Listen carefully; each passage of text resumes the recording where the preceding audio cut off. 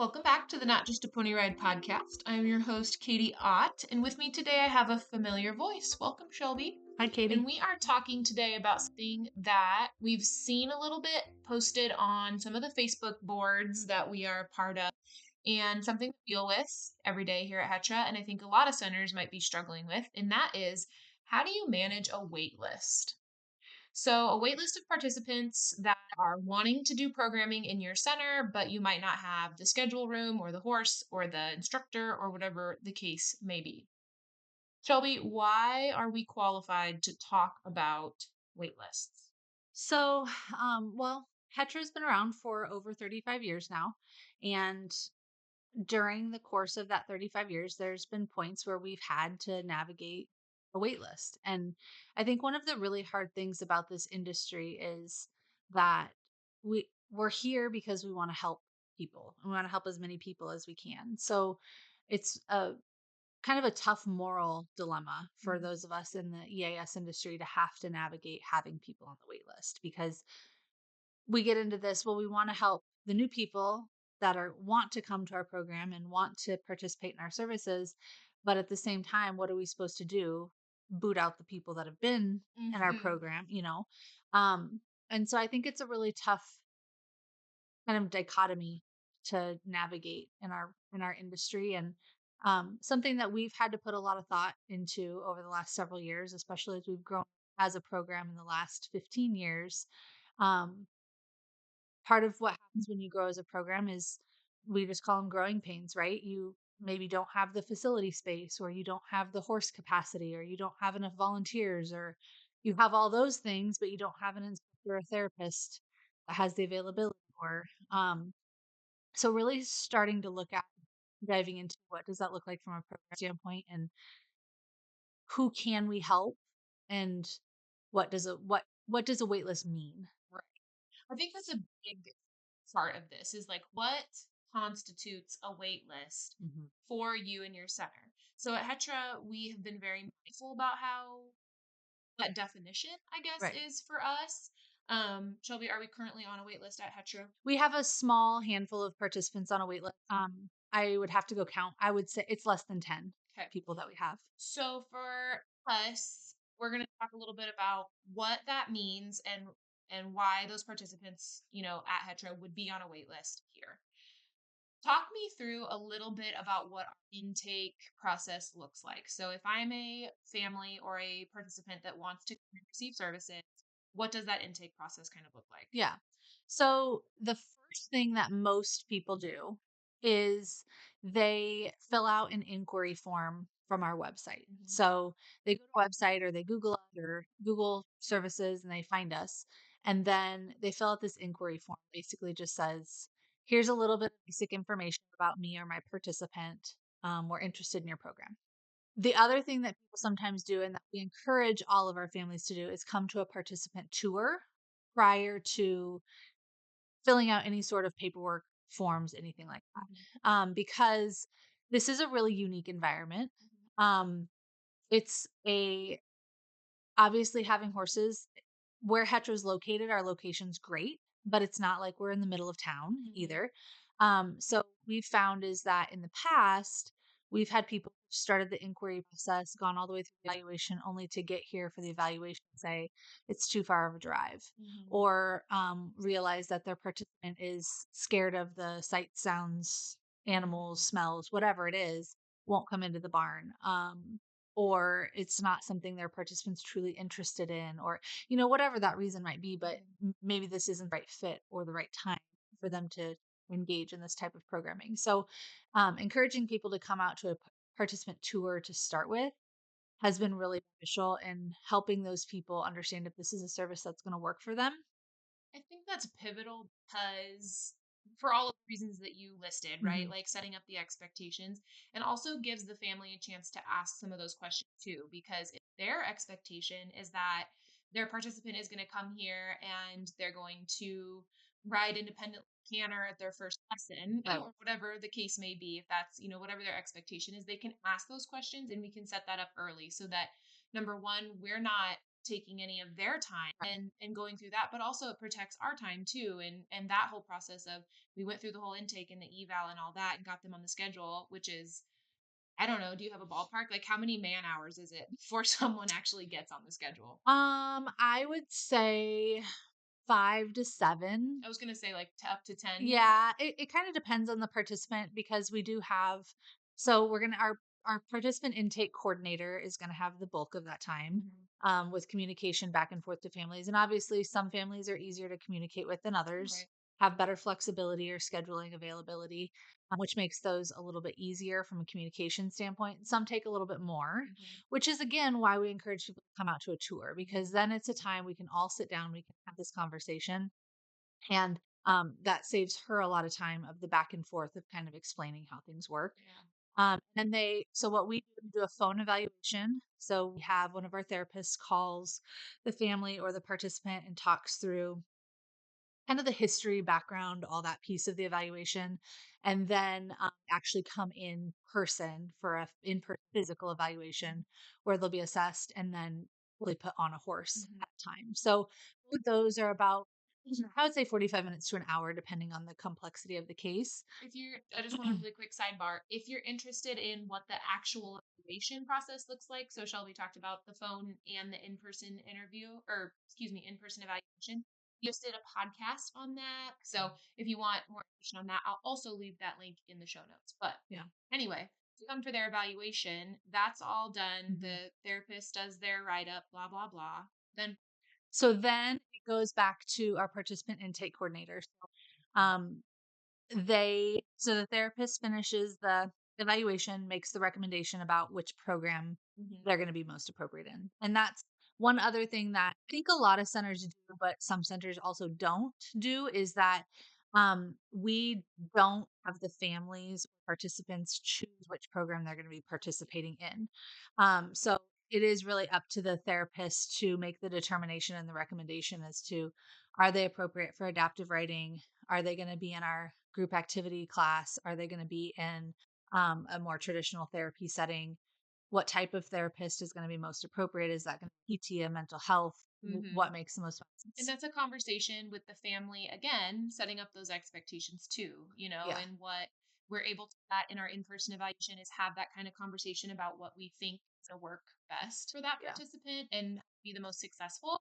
And then that comes back onto that therapist who has the information, who did the evaluation, and it's not our, intake coordinator trying to do paperwork and really Mhm. asking her all those questions. So just that communication all just It it just just comes takes a back to lot. it, Yeah, it doesn't takes it? a lot. Um, so yeah, so then that comes back to participant intake coordinator, and then her and I sit down and kind of look at the schedule based off the evaluation and the recommendations and figure out where that person might fit within our And schedule. you as the program director, in Right. case anyone was wondering. Yep.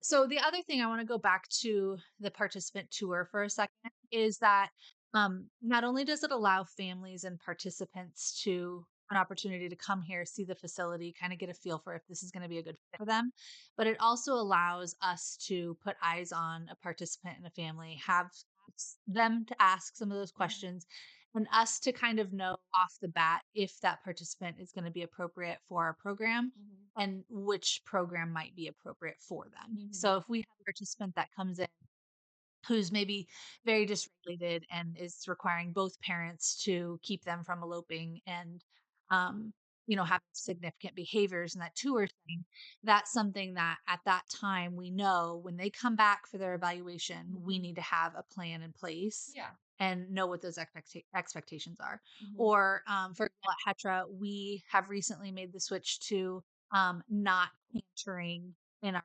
classes any longer. mhm, And so if we have a participant that comes in and says, I just moved here from California and I was previously riding at a dressage barn and doing canter lessons and I want to, come and ride here. That really gives us the opportunity to say, this is probably not the right fit for you. mhm. Here's other facility in the area that might be a better Yeah, fit. And kind of helps provide a little bit of direction and just clarity for people to be able to move forward and make the best decision, right. us and them. So at what point in this process, we've gone through the whole thing, the barn tour, paperwork is checked, the evaluation is checked, we're all done. At what point does someone go on the wait list? Not till after their evaluation is completely. So we don't consider them, we consider them either an inquiry, so that if they fill an inquiry or they've come to a tour, but we have no other information. So we have no paperwork, no nothing. We have the liability and the tour paperwork and the inquiry information. But other than that, we have Physician paperwork no or physicians, no registrations, no nothing. releases, Yep, nothing like nothing like that. They are considered an inquiry. And we have, with our inquiries, we are sending updates and soliciting them to come back for programming when we need to, Mhm. or if we feel like we have a really prime spot that might fit for that person. Mhm. Otherwise, the ball's kind of in their court Mhm. to move forward. Yeah. So after the inquiry, we'll send them preliminary information. We'll invite them to a tour. We'll do, kind of that preliminary work, but they're still considered an inquiry until they make the next step. Mhm. The next step would be that they start their paperwork. Mhm. And most families will fill out registration and releases first because that's really what they're capable of filling out. Mhm. And then once we get registration and releases, then our participant intake coordinator goes back to the family, says, "Hey, thanks so much. We got your registration and releases. We need your physician's release and your physician's form. Please make sure that over to your physician, or would it be helpful if we sent that over to your physician? Kind of what does that look like?" And then I would say that's the piece where most of our families get, yeah, there's the most lag time. And that's not always for lack of anybody. Effort, Yeah, that's the way the medical world works. It sometimes takes a little bit of extra time. And most physicians, at least in our area, won't fill that out unless they've seen the participant within the last calendar year. And so if we have a participant that maybe most of are seeing their physician on a regular basis, but some of them aren't. And so if that's the case, it might be waiting to get an appointment to get in and get that done. So once we have all the registration releases and the physician's paperwork, then they are working through the evaluation process. So they're pending evaluation is then what their status moved to. Then we set up the phone evaluation and talk with participant or family or both about, kind of like I said, the history and background. And then at that point, we'll set up the in-person evaluation if things are still Mhm. appropriate. There are some instances where during the phone evaluation, there's something that's uncovered from a history standpoint, or might be participant weight and what their goals are, things like that, that they're not going to be appropriate for the program. At which point we would just tell them, this is not going to be a fit for you at this point, and kind of end things. Then they go to their physical evaluation, come in, they have an opportunity to work with us, hopefully get on a horse, and then waiting to be scheduled. So at that point, when they move from the pending evaluation to waiting to be scheduled, when they actually move to the what we consider the wait list. And I would say um, our participant intake coordinator and myself, we meet weekly. And so most of the time we get an evaluation done and we are ready to get scheduled. Okay. Participant did their evaluation. They're now on the wait list. What can we do as a facility? Let's say they don't have flexibility in their schedule, or they really need a 4 o'clock on Tuesday. That's the only thing that works, but we don't have anything right now. Mhm. What happens with those participants once they're officially on our quote unquote wait list? Yeah. So those families that have very limited availability and I can only come at 4 o'clock on Tuesdays. If we do not have a space for them, just stay on our wait list, unfortunately, until we have the space in the appropriate program that opens up. And we do not offer all of our programs on all days. So so for example, on Tuesdays, we only have therapy services that's happening in our arena. So if it's an adaptive writer that needs to go to an adaptive writing class and they say we can only come on Tuesdays at 4 o'clock, then that conversation might look like, um, unfortunately, we don't offer that program on Tuesdays at 4 o'clock. Here are some of our availability for that program with open times. If any of these work for you, please let us know. If not, we'll keep you on our wait list. If something changes within our program, then we'll reach out. I would say that's one of the very the most um kind of hindrances Mhm. is when they want. Just inflexibility, Yeah, which is nobody's fault, it it's just is not. what it is. And them like wanting a specific time for a specific program, it's very unlikely that we're going to be able to accommodate that, because the way our program works, we might have 8 participants at that time. And we're not going to get rid of those 8 participants time slot to make space for a new program. Right. So, have we ever thought at Petra currently, we do not have like time limits, I Mhm. guess. So if you start a program with us, you can be in that program with us for 10 years Mhm. at that exact same time if you want, if that's what you enjoy. But I know that some, like other clinically speaking, clinical facilities, because their wait lists are so long, they will say, okay, you're going to be here for a 12-week course Right. or 6 months or whatever it is. And then you take a break and the next group starts, or whatever the case may be. So, we don't currently do that at HETRA. Have we Mhm. ever considered it, or why wouldn't we? No, it's not something that not even something that we've honestly talked about. Just because families that are with us and are dedicated to being with us still show so much improvement and such a significant increase in their quality of life that that's not something that we've been willing to Yeah. change from. So here at HETRA, participants who are already on the schedule take priority, and then followed by participants who are previous riders or drivers or whatever. Yeah. So took a break, did something, and now they're coming back for Yeah. services. So if we had 2 participants were who submitted their paper at the same time, Mhm. one rode with us last year and one's a brand new. They have very similar ability levels. They're both going to be an adaptive rider. Mhm. We're going to give that preference to the participant that's previously ridden with Yeah. us, and the new participant is going to go last. Mhm. And that's just how we've always run things at Head. Feel very strongly that the dedication to our families that have supported us in the past is a top priority. Mhm. And it's not that we don't want to continue to grow our community, but it's just something that we've always felt strongly about. On the flip side of that, um, like I said, participants who are already on the schedule will take priority. So if you have a participant who is waiting for a mounted time. So they say they want to be in mounted therapy services. Um, and they only come on Wednesdays. But the only opportunity we have on Wednesdays might be a ground program.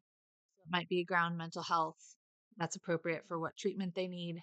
Um, if they slide into that spot, they're going to get the first opportunity at a mounted spot on Wednesday, Mhm. because they're our schedule. They're in like a almost like a mounted wait list Exactly. kind of a situation, Yep. right? So we can talk a little bit about how we manage some of that if we have somebody who wants to be in a mounted program but we don't have the arena space or the inappropriate horse or whatever the case may be, we can move them into a ground Hmm. program or something where they could still work with a therapist that we might have available, but just not mounted at this Hmm. time. So that is one way we kind of manage our wait list as well, which is great for the participant because they're getting the benefits of being around the horses and being here and building that routine and all Hmm. of that. But it's also really good for us because Hmm. that's income that we can bring in and not having someone sitting on the wait list. So it's a win-win for everybody. And so, like you said, then that if the spot were to open up, then they would move into the mounted program and they would have that first Yeah. priority. Yep. Same thing goes for our riders that are over 180. So any riders that have a weight over 180 pounds, a lot of times we don't have a horse really available immediately Mhm. after their evaluation. So we'll put them into our ground programming or course driving or something along those lines. And then we kind of keep a running tally of which participants do we have that are waiting a mounted horse. Mhm. And then those are the first participants that are eligible to move into that program. Yeah. Okay. But why do you think people's wait lists are 100 participants long? I mean, I guess could you speak to the importance of like really getting through the evaluation process so you know what Mhm. those people are waiting for? Because if they just do an inquiry, you don't even know what they're waiting for. Well, exactly. We don't know exactly what type of program they're waiting for. We don't know if they're It's going to be even even appropriate to yeah. come here. We don't know. They don't know if they're going to even enjoy coming here. And I think the longer you have somebody that sits on what we call our inquiry list, a lot of firms do consider that their wait list, um, that they sit on there, the less likely they are going to be to come to your program. So, like our inquiry list, I would say we probably get, I would say anywhere between 300 and 500 inquiries a year. Um, and so if we consider that our wait list, there'd be no way there's just no way we can provide that level of programming. Right. Number one, but number two, we have 100 and what I tell you, 45 participants on the schedule right now, which means, and a lot of those has been on the schedule for a really long time. It's a very small percentage of the people that are inquiring that actually going to follow through and get the paperwork and the pieces done on their side to come through to your side. The stress that is like, Yeah. and if I went to you as the program director and I was like, Shelby, what's our wait list? And you said it's currently 300 people long because we got 300 inquiries in the last 6 Right. months.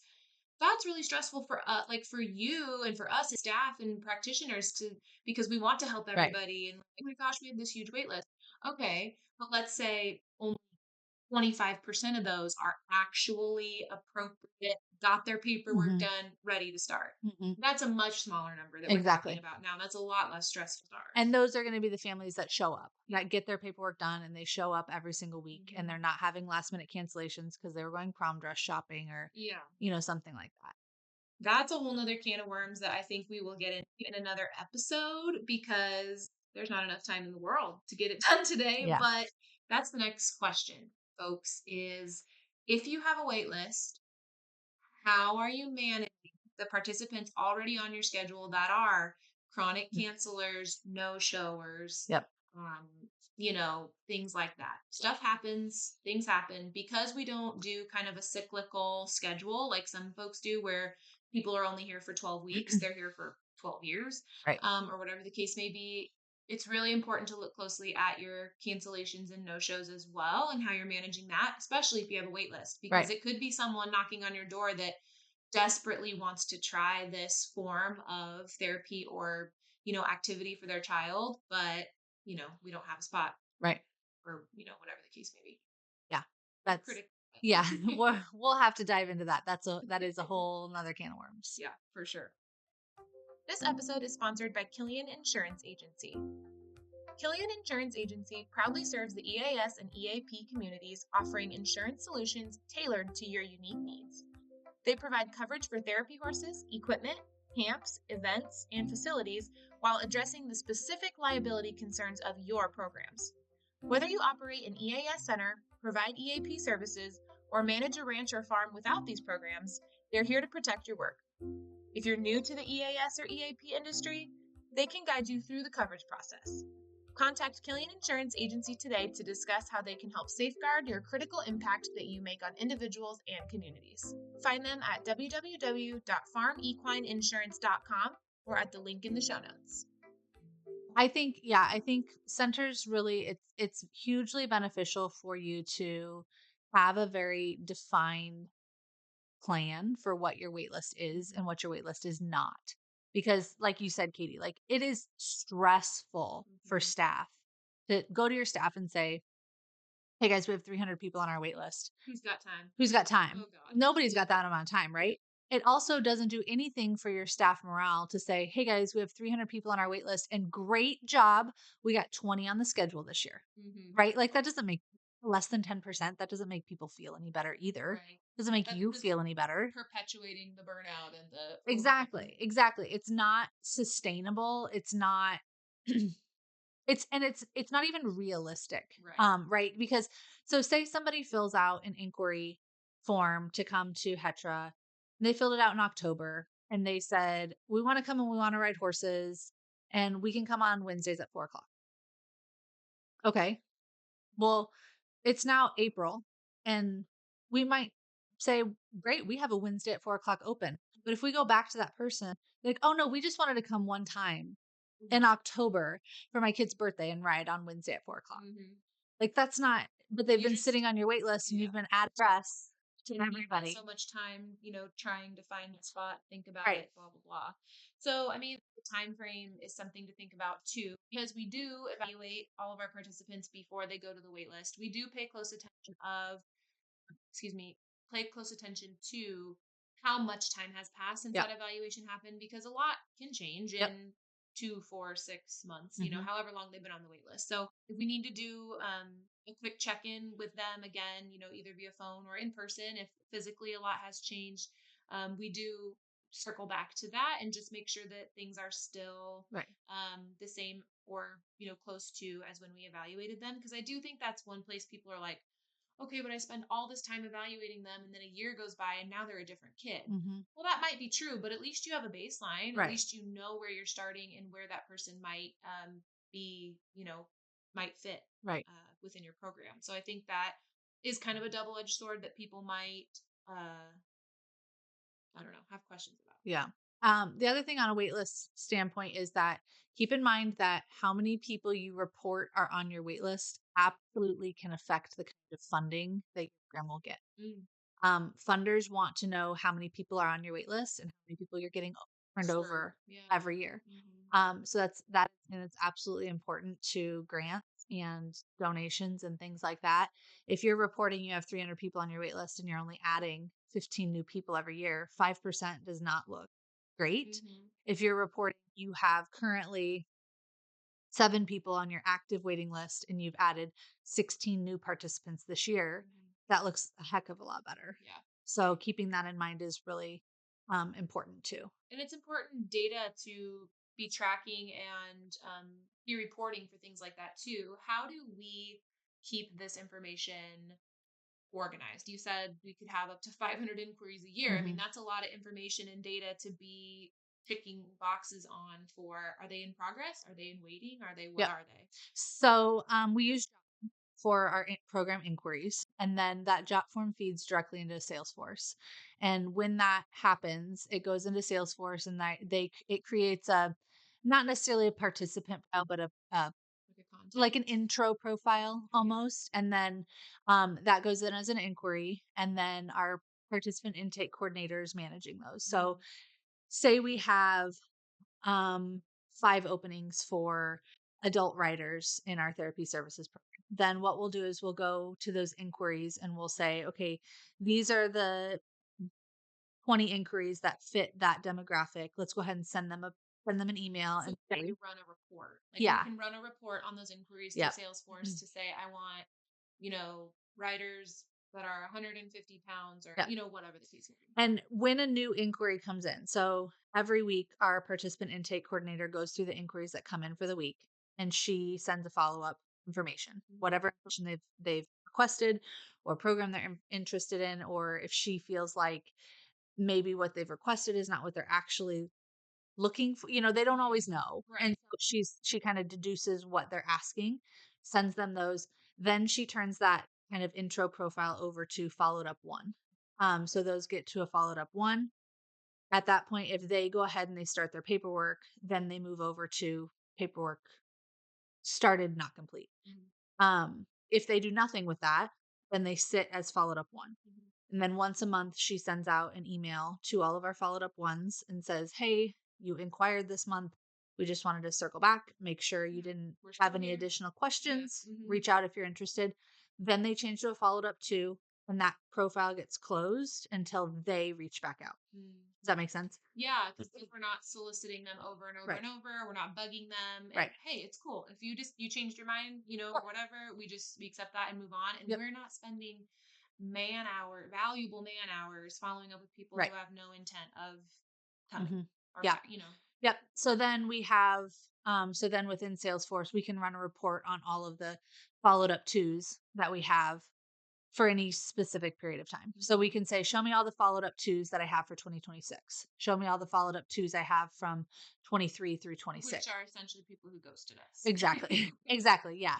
And I can run that report, or I can run a report on paperwork started, not complete. And so that will tell me that these people started their paperwork. They were serious enough to start their paperwork, but maybe they hit a snag. And Like those waiting people, for the position yeah. board or And whatever. those people might be people that we follow up with again. Like maybe we follow up with them a third time and say, hey, we saw you completed this. can we help you with the next steps? Mhm. If we have a opportunity and a space for them. Yeah, and that helps us too, because if we get to a point where we're like, "Ooh, we really need some therapy participants on Right. Wednesdays," those people, we can run the report. They're far enough along, we can get them the rest of the way or whatever. It Right. helps us stay efficient. So, And those people don't come to me.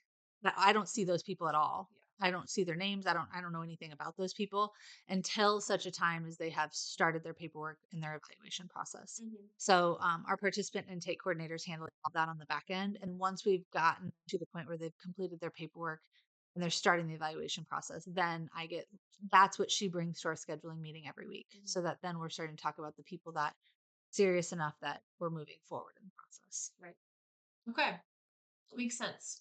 Do you have any advice for someone who might be listening that doesn't have a participant intake coordinator? Like maybe that falls on the program Yeah. director or whatever. I mean, obviously it would be a similar process, but do you have any advice for someone who might be managing all of that?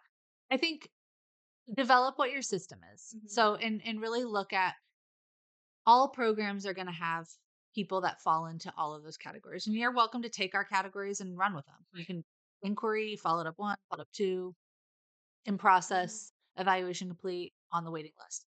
Um, and really start to categorize those people and then just determine which will require or are going to have the most of your time and Mhm. attention. Because if you're spending 3 hours a week on inquiries or followed up ones or followed up twos or followed up fives Right. and they still haven't done what they need to do, that's your time would be much better spent on, Serving your current yeah, on participants the ones that and are waiting in yeah. pending evaluation or Right. waiting to be scheduled or something like that. So Mhm. I would say really dive into that. Start to do a time study of Mhm. yourself and figure out how much time you're spending on those followed up but haven't done anything, Yeah. right? Because and that should tell us something about those participants as well, that they're not that serious. Like Mhm.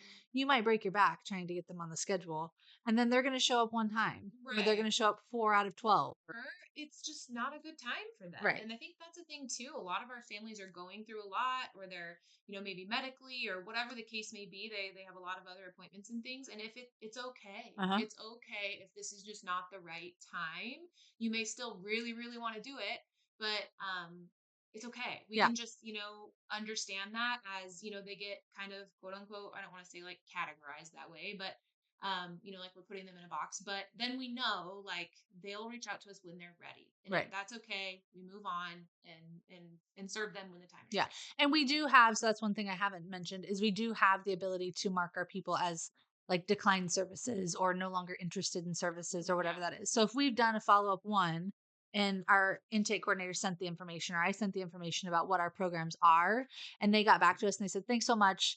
This isn't quite what I was looking for. We're just looking for a birthday party Yeah. or whatever. And then they just go to decline services or no longer interested. And then they completely fall off our radar. Yeah. And we don't have to spend any more time.